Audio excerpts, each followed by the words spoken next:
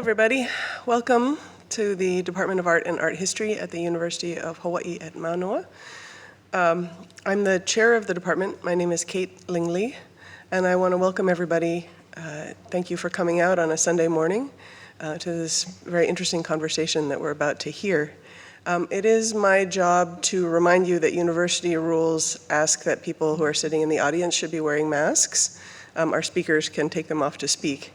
And thank you for doing that as we try to keep things under control as things go on.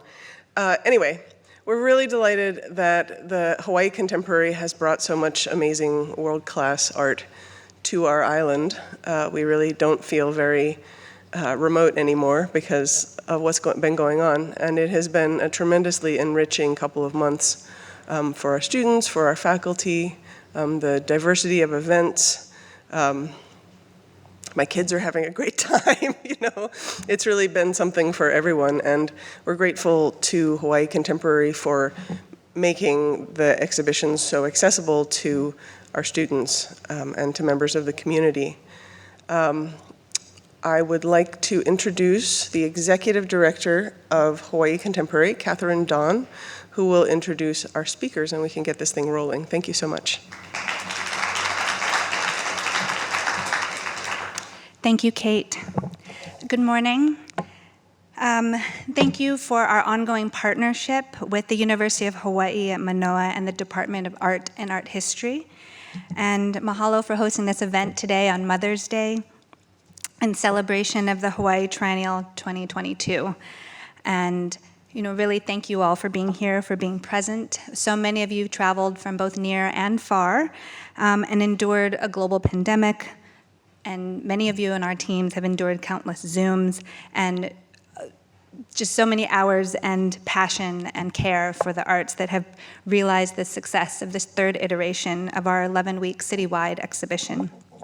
And so we honor and are grateful to all of you here. Today is the formal closing day of the Triennial across exhibition venues, and we're honored to share this space with the many visionaries of Pacific Century e ho'omau no moana nui akea. We celebrate our curators, our artists, scholars, and the interconnected team that made this exhibition, publication, and public programming possible. With this book that I forgot to bring down here, but it is, you might have seen it on your way in. It's been a remarkable feat to realize this publication as we, with Hawaii Contemporary, are able to contribute and to supplement a limited body of scholarly publications dedicated to contemporary art in Hawaii. So published on the occasion of the Triennial, we aim to provide a platform for conversation, dialogue, scholarship that contributes to our community's cultural heritage within Asia Pacific. This publication really does exceed all expectations in supporting the vision of HT22 and articulating the specificity of place. It also introduces the works of 43 participating artists and collectives, as well as provides texts in both English and Hawaiian, alongside commissioned conversations by leading scholars, and its design and detail reflects the care and consideration by the authors, which uses the language of ocean topography and mapping to explore this transitional moment in history and chart a future for the Pacific. I would like to mention that it even has its own unique font. Thank you to John Sueda of SF Stripes SF, Burton Hasebe, and Nicole Duarte, all creatives born and raised here in Honolulu, whose work is proudly showcased in this publication. When we went to print last year, seriously, I thought we could have just stopped there because this book is an accomplishment in itself and truly a work of art. And today, we are thrilled to welcome post-colonial scholar Homi K. Bhabha to Honolulu, who just arrived with his family from Boston. Professor Bhabha is the Anne F. Rothenberg Professor of Humanities in the English and Comparative Literature departments at Harvard University. He will be in conversation with our HT22 curatorial director, Melissa Chiu, who's the director of the Hirshhorn Museum and Sculpture Garden of the Smithsonian in Washington, D.C. Our program is going to be guest moderated by Susan Acret, who is our fearless and steadfast leader in editing this publication. She's also the former editor of Art Asia Pacific, among her many decades of experience in contemporary Asian art. Moreover, we are indebted to associate curators Miwako Tezuka, Andrew Kahuana Broderick for their meticulous care and exhaustive work and the depth of their curatorial and cultural knowledge and expertise that they brought to this project. So following the conversation, they will join us in, as respondents to the discussion that we're looking forward to now. So as a quick aside, I know we just mentioned that we're closing the HT22 exhibition venues, but it's confirmed that the Triennial display will continue to stay on view at the Hawaii State Art Museum until December 3rd. The part of Hi Sam's exhibition is an unprecedented expression of contemporary art by artists in Hawaii, and we're proud to be a part of this conversation. Most of all, we are excited that our weekly tours with our curator, Drew Broderick, will continue, who really is the visionary behind that display, and it's a real gift to our community and the world. Thank you again to our hosts and the University of Hawaii Press for bringing the books to us today. And I'd like to also just thank our sponsors, Hawaii State Art Museum and Make Visible. This program today is also made possible in part by the Halekulani and Hawaiian Airlines. So now I'd please like to welcome Professor Homi Bhabha and Melissa Chiu and Susan Acret to the stage. Thank you, Kat and Kate. Welcome, everyone. I'm Susan Acret, and I'll be moderating today's conversation between Melissa and Homi.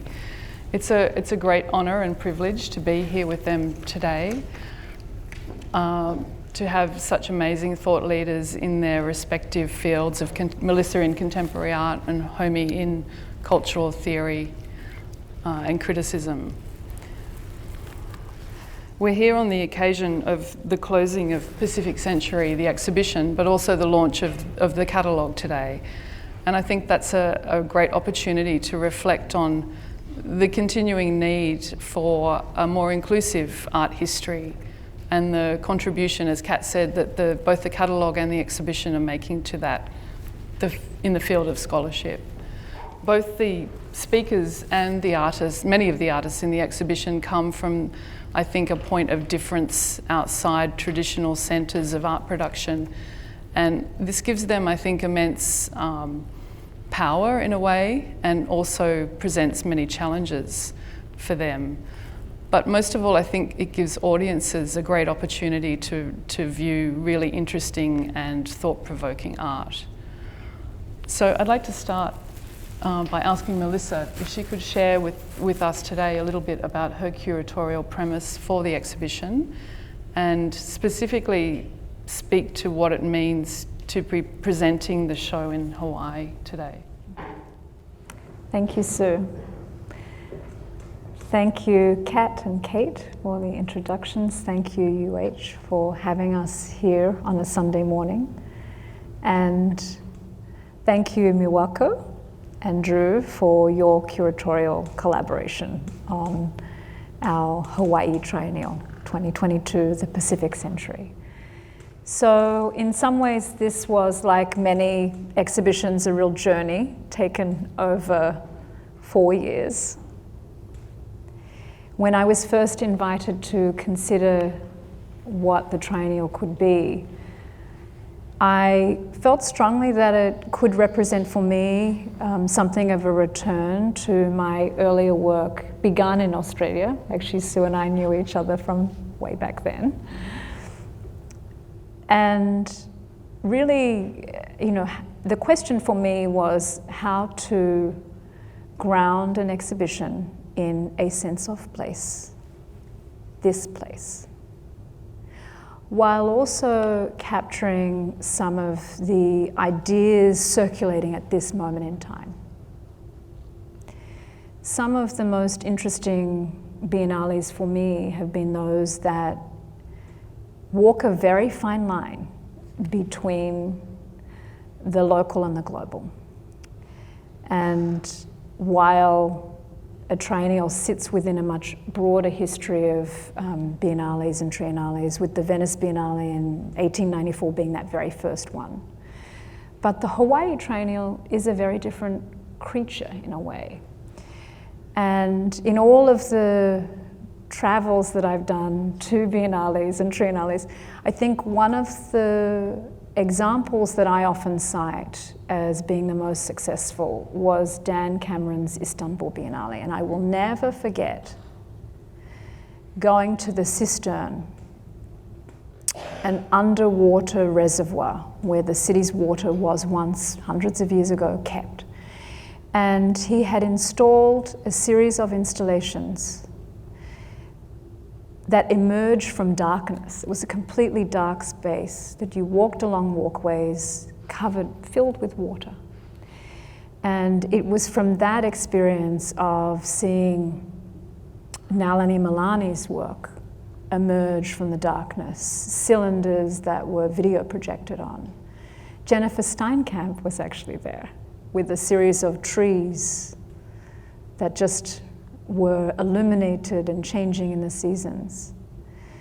He had also chosen to show works at the Hagia Sophia, and then across the city, and it was almost like a treasure map. You were almost given a treasure map, and you were forced, in a way, out of the museums, out of the exhibition spaces into the city. And I will never forget that show, I think it was 2003, as a unique way of experiencing art and place.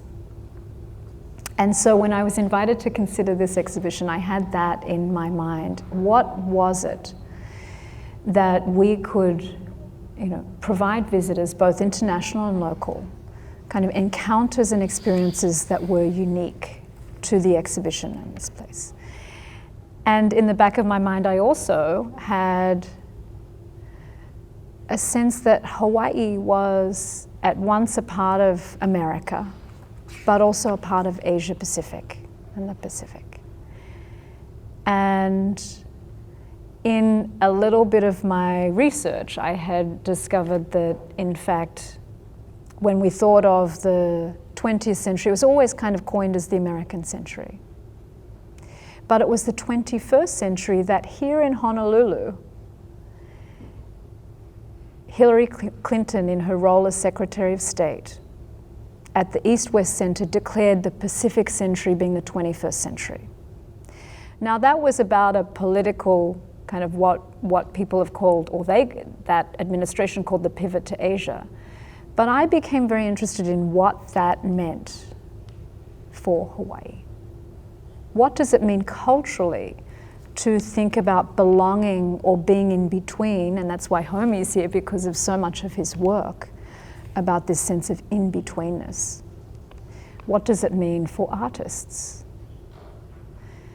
And that's how the exhibition the genesis of the exhibition, it was looking at, on the one hand, about this moment in time, on what feels like for a lot of us, the true dawning of the 21st century. I think if we look back on it, COVID will be that, in a way, that red line. It changed a lot. And we curated in COVID, which changed the way we would ordinarily have curated, I think. But the publication was a true miracle that it happened, right? Thank you, Sue. So there were all these, I think, ideas that coalesced around the idea of the Pacific century. And so it was very important to us that the exhibition happen at multiple venues across the city, and venues that were unexpected for the encounter with art. Yeah. I think that there has been a more inclusivity, if you like, in that model of the biennale and the triennial, the biennial and the triennial, more recently with, as you mentioned, multiple venues that engage more thoroughly with the local audiences, and even curatorial collectives rather than one curator. And I wondered if either of you had any thoughts about where you see biennials and triennials going as an exhibition model, what could be done to make them even more inclusive and democratic going forward? I wonder if, Homi, you'd like to talk about your experience in Havana. Yeah, thank you so much. But first I've got to thank my dear friend Melissa, who always draws me into fascinating things. I was so delighted to hear from her when she generously asked me to participate. So thank you, the University of Honolulu, thank you, Catherine, thank you, Alison, thank you, Susan, thank you, Drew, thank you, Milwaukee. Thank you all very much, and thank you for coming out on a Sunday morning on Mother's Day. So all the mothers here, I say thank you from the sons and the fathers. Lovely to see you.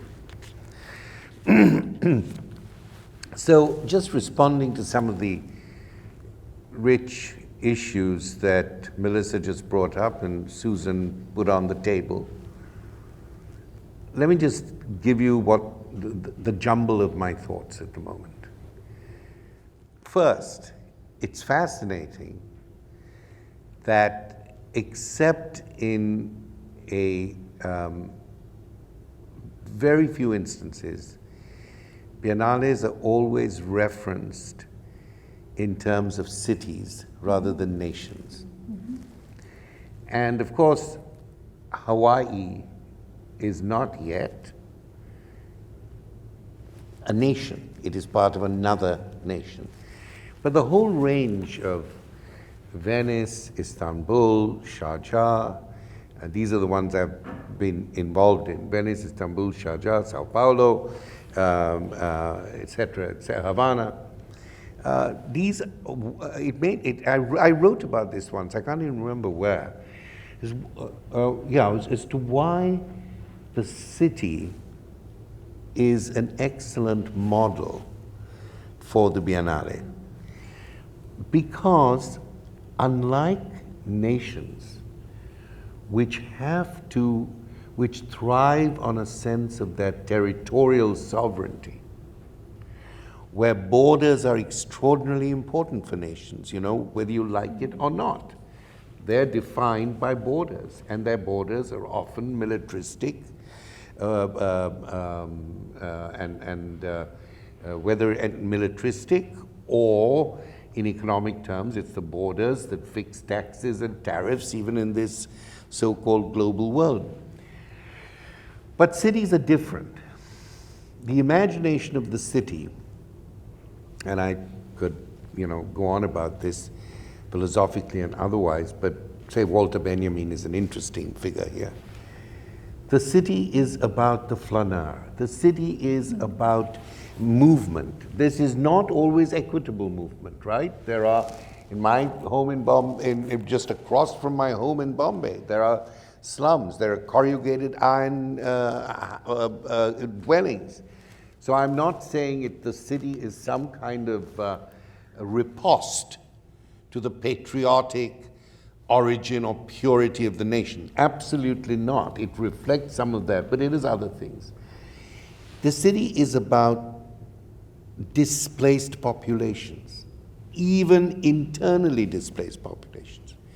People come to Johannesburg, they come to Cape Town from all over, they come to Bombay. And then of course, when you have large international problems, you get the problems of refugees who also come to cities most often because that's where they can make a living. So it seems to me that the Biennale catches something of the network of the city. It is not the national temporality that, as projected, as a kind of a linear history.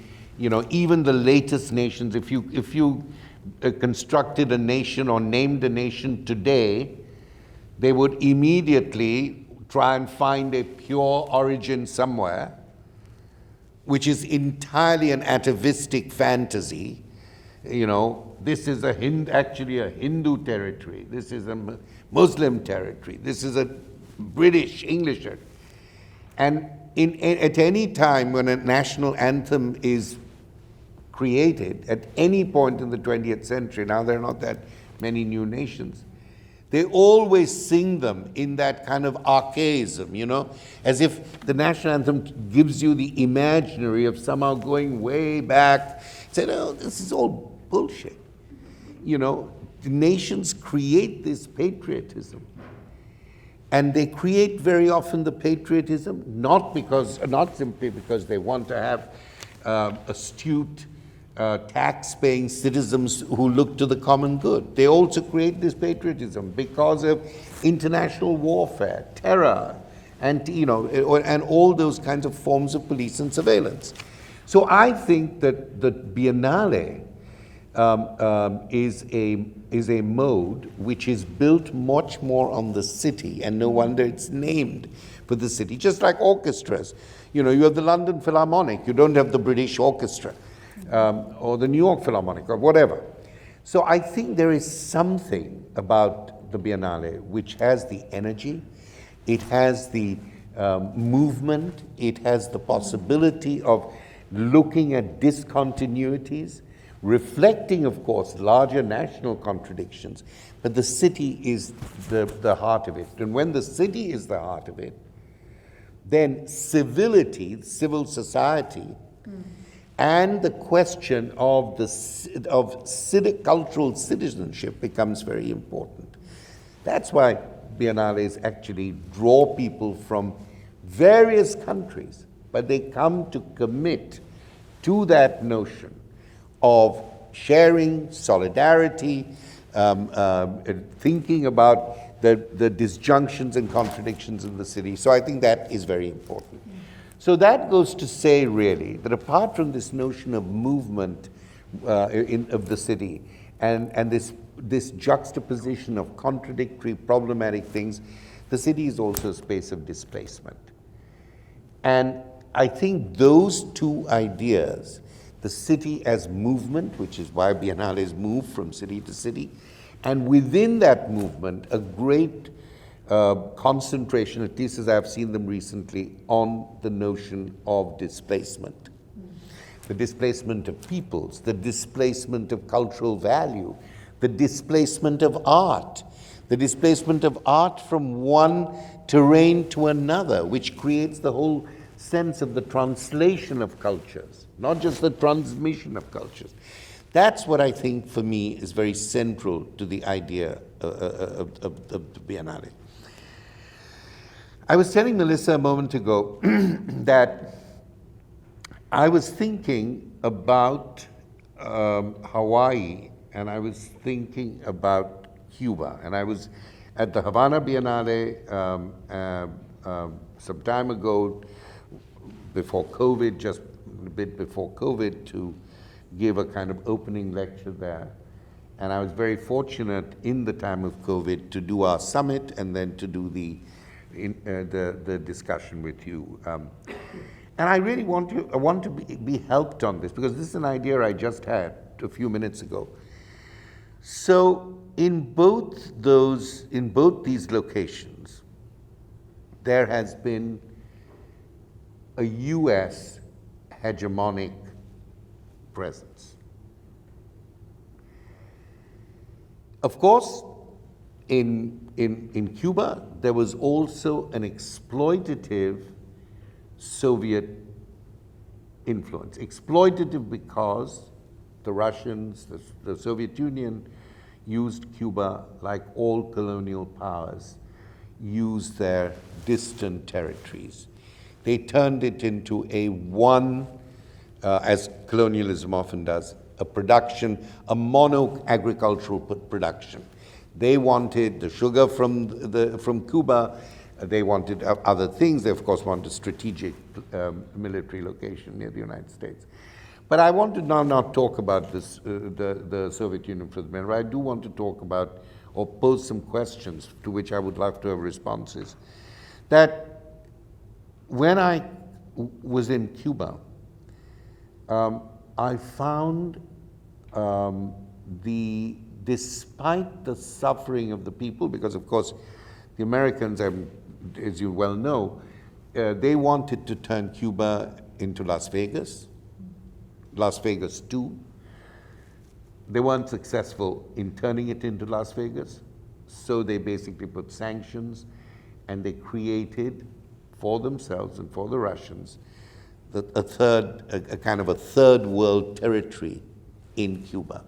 They, in my view, strangled Cuba. And yet there is this fierce interest in art despite censorship. There is this a remarkable intellectual fervor. When I gave my lecture, I happened to have to take a plane at 6 in the evening to fly back. And we started the lecture at around 11 after huge technical issues because I was showing some slides. And I could not physically get out of the room till 3:30 or 4. The people sat there for whatever it was, 4 to 5 hours of intense discussion. So I was completely impressed by that. Now, to some extent, and please correct me if I'm wrong, the US also has a rather large paw here in Honolulu. People here are trying very hard, and they've tried very hard, to maintain their own cultural autonomy, to rediscover it where it has been silenced. But I'm very interested to know, just comparing two sites outside the US where the US has played a major hegemonic role, what the feeling here is about that. And I was very impressed to see, not impressed, I was very delighted, I was very enlightened to see in the few, I was at the Bishop's Museum this morning, I only got in yesterday, unfortunately, but I was really stunned to see how this notion of the Pacific century manages to make such fine, and by fine I mean really fine, not obvious, but fine networks, from Japan to Australia, New Zealand, parts of the United States, Britain, to just holds this together. So the Pacific century holds together and brings to our attention something different from the Black Atlantic, as we call it. And so my thoughts range, as I say, from a more general issue about the very locus of a biennale, moving, as I said, to the Cuba issue Hawaii issue that interested me in relation to American hegemony, and the desire here, as I see it both here, but also across the various locations that you have drawn on, to foundationally think about land. Land is such an important issue, I think, in these countries. So there is the question of identity too, but land is as important as it is in parts of Africa, North Africa and South. The notion of land is tied to identity in a way in which in the US, identity is tied to minorities, African Americans, and of course for the Native Americans, it is also about land.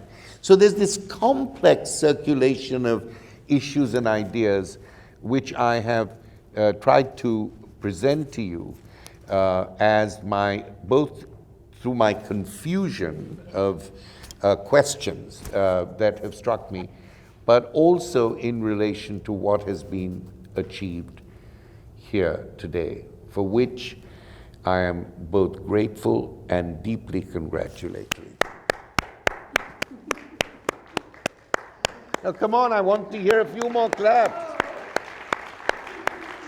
Has that been clear, or have I been very confused? No, I think you've raised a number. We probably would need until 3 p.m. to get through some of those many interesting points that you've raised. And Melissa, did you want to comment? I wanted to add something to that, because so much of a part of the thinking around biennales is about being in the periphery, being outside of the centers. And one of the things that we really wanted to do with the Hawaii Triennial was to propose a centrality. It's like, okay, if it's the Pacific Century, then isn't Hawaii at the center of that? And that was actually the starting point for a lot of the curatorial conversations. You know, it's no mistake that the biennales are mostly in Havana, Sydney, Gwangju, Sharjah. They're all places where being outside of the center is keenly felt. And while that may be changing, and the phenomenon, especially in the late 1990s, really of the biennales proliferating, it really happened mostly in the late 1990s and beyond. And they really established their own circulation around the world that was outside of museums. And it was that circulation of artists and artworks that gave many artists that are very much part of our thinking of what contemporary art is, gave them their first opportunities to show their work. So I do think that while the Hawaii Triennial sits within the ecology of these kinds of periodic exhibitions, with this particular exhibition, we were trying to kind of sidestep that issue of being outside of the center with a cultural proposition. But may I just say, of course, you tried to establish this as a fulcrum. You know, you did try and establish it as a fulcrum. But I think that the power of looking at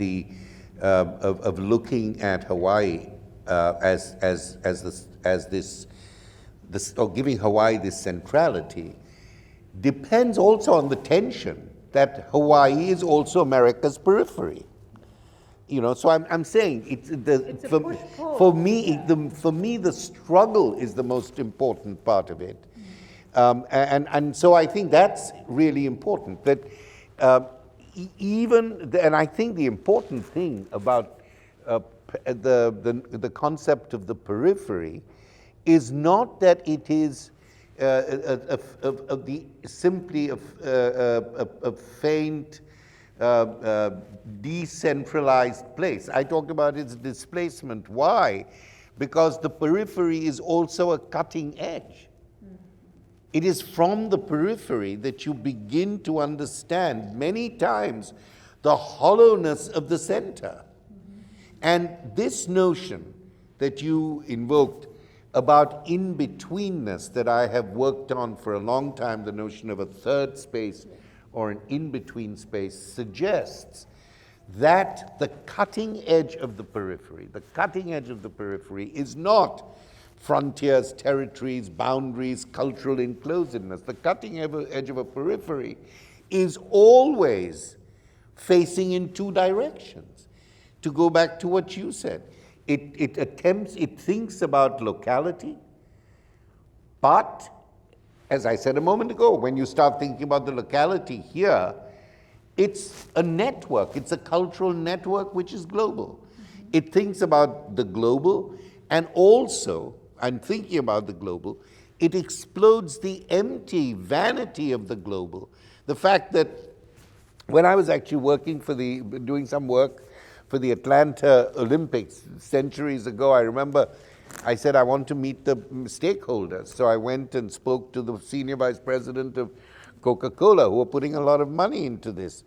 And I said, why are you investing in not in the local response to the and the black response to the Olympic art exhibition? And they said, oh, because we're a global company.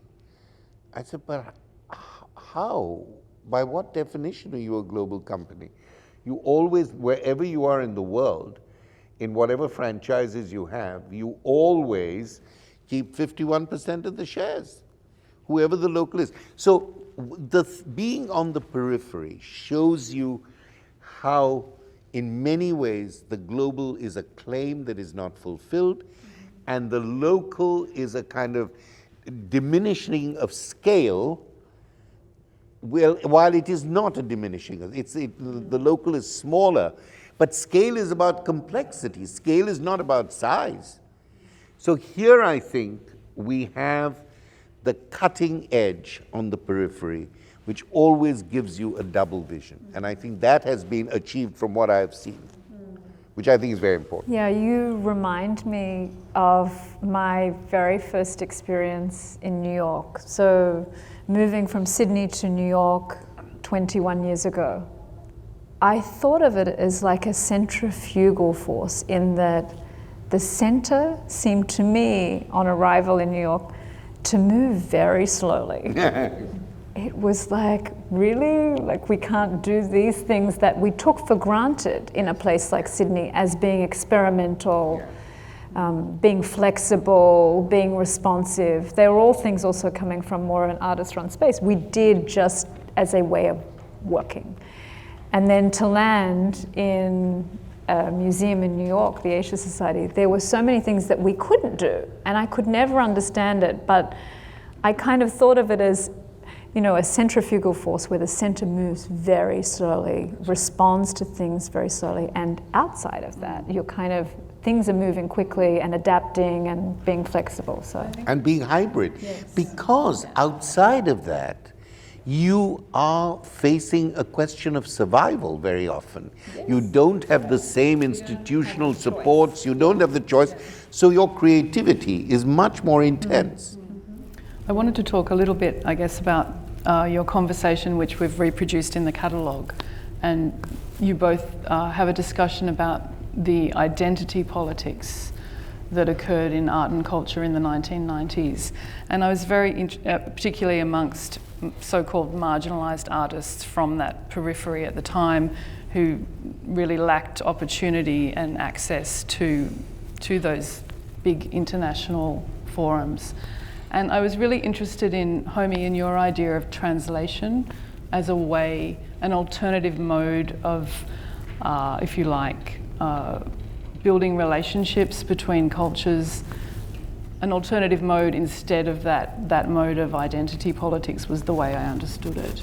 And I wondered if you could talk a little bit about that idea of translation and how that might work within a biennale or a triennale, where art is in a way is operating as a translator itself.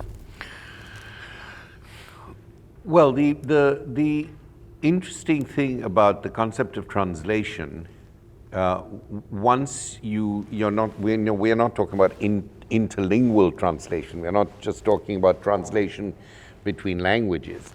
I think we are talking about what we call cultural translation.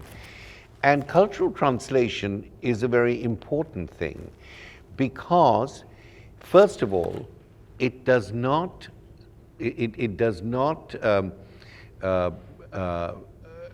or it resists the hegemonies of national culture, national culture, pure culture, Western culture, Eastern culture. Those large blocks of cultural blocks are seen to be themselves part of a whole process of translation. Just as I was saying for the nation, if you think about histories of nations, they are deeply complex histories of different groups of people where power at some point is won for what we call a majority. That's what it is. So in the process of translation, there is always the sense that you are in a dialogue, that which you translate, that concept that you want to, that concept from African tribal art that you might want to place in the context of contemporary installation art, is not simply to take that initial African idea or symbol and make it part of your language. No, by placing it into an installation discourse of art, you are then opening up that installation discourse to issues raised by the African symbol or sign. And at the same time, you are doing it in the opposite direction. But in going back and forth, don't forget, between what I call the African or a tribal sign and and the installation postmodern sign, this area that you're traversing, the work you're doing by going back and forth between one and the other, that space, that time, that process is where the translation of practice takes place. So it's the pressure of going back and forth, as you were saying a moment ago. And what you realize, I think, through translation, is very different from this idea of, say, taking the Greek idea of justice and just, or law and just, following it all the way through to the Enlightenment, and saying, as people did in the 18th and 19th century in the West, we are all Greeks after all. You know, this idea that you can take an idea and it just slips through a kind of universal stream and it comes to you. No, I think that idea is opposed very much by the notion of translation. Because in the process of translation, you're doing two things. This is something that is beautifully explained in Walter Benjamin's essay on translation. He says, if you translate if I'm talking about paper, referring to paper, and then in translating the paper, I find the French word papier, or, you know, that, he says, is only the translation of an object. But what he says is so different is the translation of an intention around the object. What is the context, the historical context of paper, or the historical context of papier? So finding the word or appropriating the word is nothing. It's only a superficial thing. You've got to be able to bring into the translation the cultural life world of the people. Bread and pain, bread and baguette. Baguette is something, when you read about a baguette, it's people putting it under their arms, and the people in Paris, as usual, rudely saying they won't give you a basket. They wrap a little napkin around it and say, well, where am I doing? People put it under their arm and they eat, and in France, often walking home, you eat the bout, the backside, the arse of the bread. You know, you eat that, and before you get there. Now, if I say bread in the United States, I can communicate the word, but what I cannot communicate is that whole ritual of living. And the work of Biennales has often been to me that these in-between, these artists who know they're being asked to work on the edge, who are working on the edge, seem to try and understand the whole ritual of meaning and being and ethical value that goes with the act of translating between cultures. I have a cat. Did you mean 15 minutes until the end, or until a time to invite? Yeah. We might have to. Sorry, I took too much time. No, that's okay. We've still got a little bit more time. Now you take it. We'd like to invite associate curators Mawako and Drew up to respond to some of the discussion points that have been raised today. Homi, there's no one who's done more to help, I think, the art world articulate issues around identity politics from the early 1990s. And one of the issues, I think, lots of the conversations between Drew Mawako and I were, you know, the question around what is the correlation, if any, from that moment to today, because there are some similarities in common ground, but there are a lot of differences. And I wonder if you could touch on that. Just this is a tough one, because I want to know what you think about it, because then I can say something useful. But let me throw in, just since you asked me, and I'm a guest here, it would be impolite for me not to hang my neck in the noose, but let me do it. But I'm going to do it the other way around. As we talked, Melissa, in our conversation and to each other, there were many things that we felt around the question of identity, particularly as it relates to minority individuals and minority groups, that in the 90s, we argued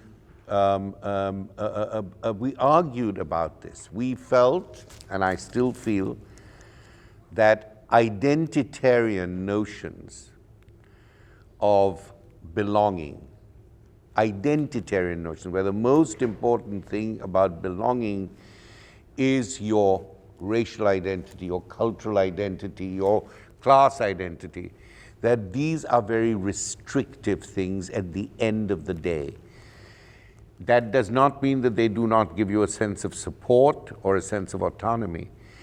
But as minorities, to hang on to the identitarian makes you a very, very easy target, not only for those who hate you, but for those who claim to love you. The state wants, the current bourgeois state wants identitarian identifications, because then they can throw a little money at you, or then they can produce theories of multiculturalism, which really don't go very far. So I think it's a buyout. Identitarianism is a buyout. Now, however, we are in a period where we have to sometimes encounter and understand what is happening. And of course, here you can call me obsessed. Here I do feel that Trumpian moment, and which is not finished by any means, but that particular kind of barbaric, uncivil, completely incivil, ignorant move on the Trumpian side, where they could say anything, racist or whatever. I mean, when Trump, first, I'm going to just give you two examples to remind you of the nightmare, which may well be brewing again.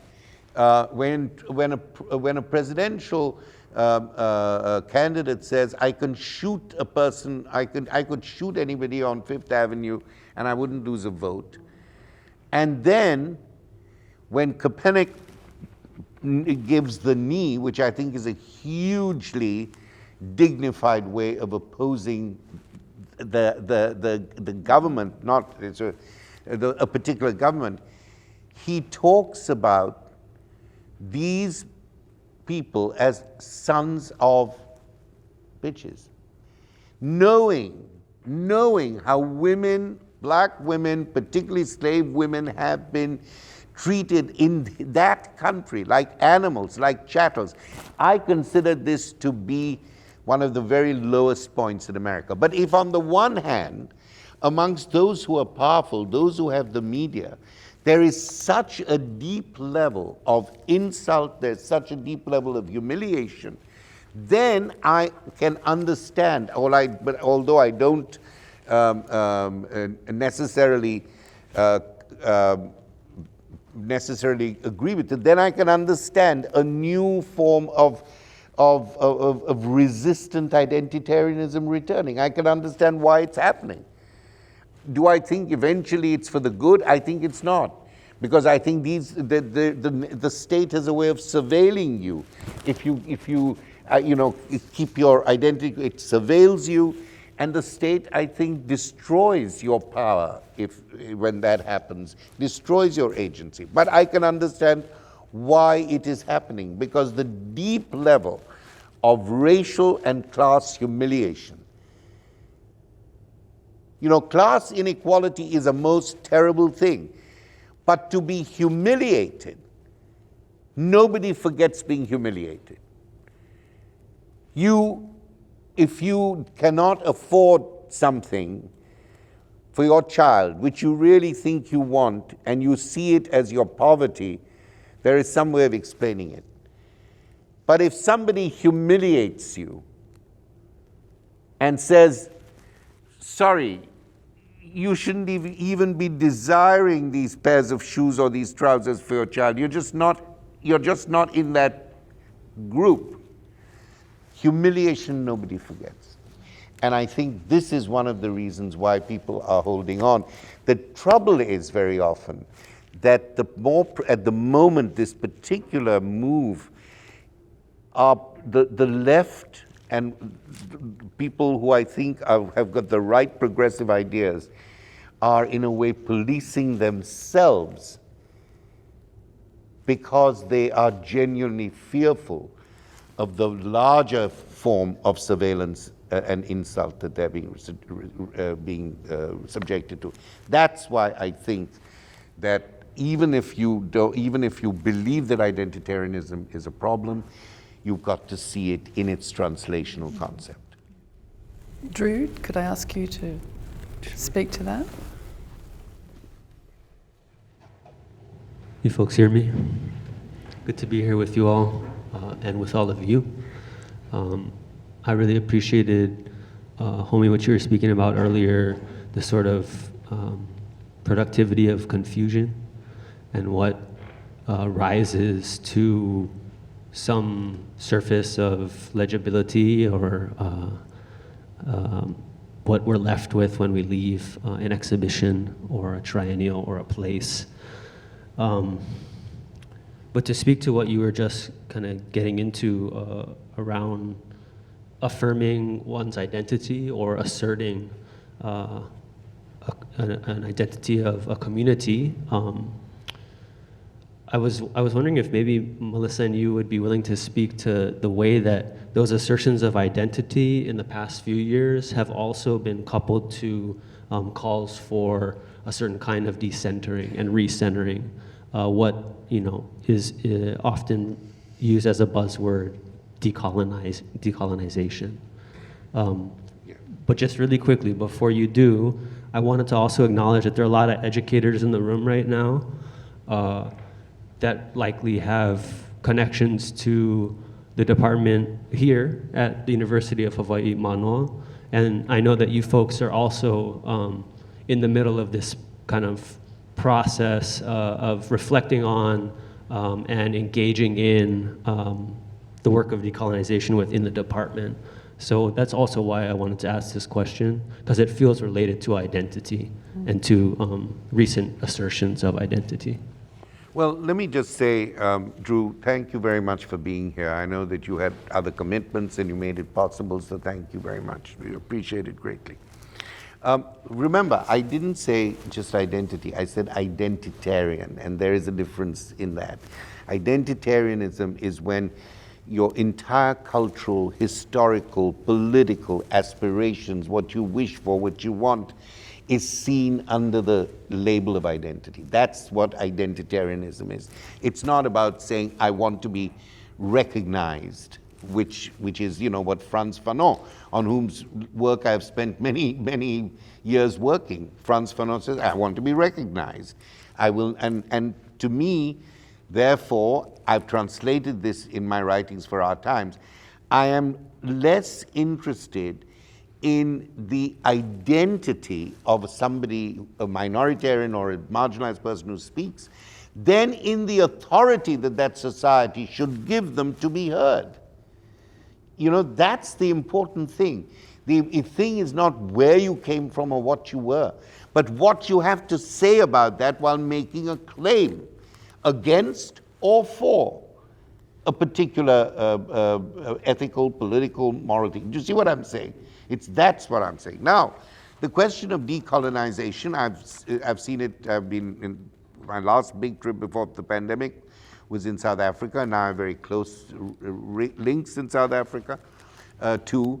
And there was the decolonizing moment. I spoke at Oxford, where again just a few years, 2 years or 3 years ago, when again there was a big decolonizing issue. And far be it from me, having spent much of my time writing post-colonial and decolonizing stuff and working on great decolonizing thinkers from Du Bois to Baldwin to Toni Morrison. Now I work with, I'm happy to say, Claudia Rankine. We're trying to do something collaboratively together. So my only question is, not all the things that are being taught, right, No, my question is this.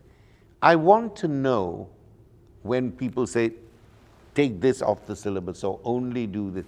I just want to know why these things are designated as colonized topics. I mean, do you, so in decolonizing the syllabus, is it a question of bringing in new voices, which is obviously a good thing, rethinking the whole structure of the syllabus as a pedagogical transformation, or bringing in the issues of social justice, right, as part of a structure of the syllabus? This, by the way, is as true of universities as it is of museums. One of the things that I do when I'm now sort of I work with MoMA, but I also work now more formally with the MFA in Boston, and there is a question here. There is a social justice issue, which affects the whole organization, the hiring, and all sorts of things, the structure of the organization. And there is a cultural justice issue, which often represents the curatorial side, making unheard voices, unknown areas of art, bringing that to the fore. But social justice and cultural justice are not always the same thing. And I think when those two get confused, then I think it does neither of them a benefit. That's my view. But as far as the claims of decolonization go, it all depends. In South Africa, one of the decolonizing aims is to make education available more generally for everybody at an affordable price. So let's have from you or from anybody in the audience the specific issues, and I would really learn from that, since this is something I'm involved in other places. What are the specific forms of decolonization of the educational practices here or the educational institutions that is being demanded? Because I think that needs our focused attention. We don't actually have a lot of time left. I think it would be very interesting to delve into that area, but perhaps or to bring it back, connect it back to the triennial. Maybe and talk the questions that as a team we had to work through in order to address some of the needs. Mawako. Yeah. Just a brief comment. That's why I think art is so important right now, because we're talking about cultural translation and language as well. And art is visual language, and it goes beyond the track of identitarianism and even the identity, like requirement of identity. I remember I'm originally from Japan, and I moved to New York in 1989 when there was this height of identity issue discussion. I was thrown into that moment, coming from a place like Japan, which is rather monocultural, monoracial, on the surface at least. And your book and third discussion about third space, it just opened my mind to be able to have the language to speak in that space. So the language I acquired at the time, thanks to your contribution to the field, allowed me to understand art in a way that it's not just superficial. There's so much more context that's not on the surface. So that really kind of, gave me this strength to continue in this curatorial practice that I do today. So I really want to thank you. So it's not really a question, but I just wanted to comment. Thank you so much. It's very, very generous of you. Not when you sit in your office or your home or your kitchen table writing something, you only think it's your obsession. You never think it's going to carry. It's just the problem that you have. And then to hear that, it's hugely humbling and gratifying. Thank you so much. I'm really sorry, everyone, but we've actually run out of time. Perhaps Homi will be able to stay around for a couple of minutes and talk to a few people. Absolutely. If anyone does want to have a chat with him, he's going to be here for Now a little while.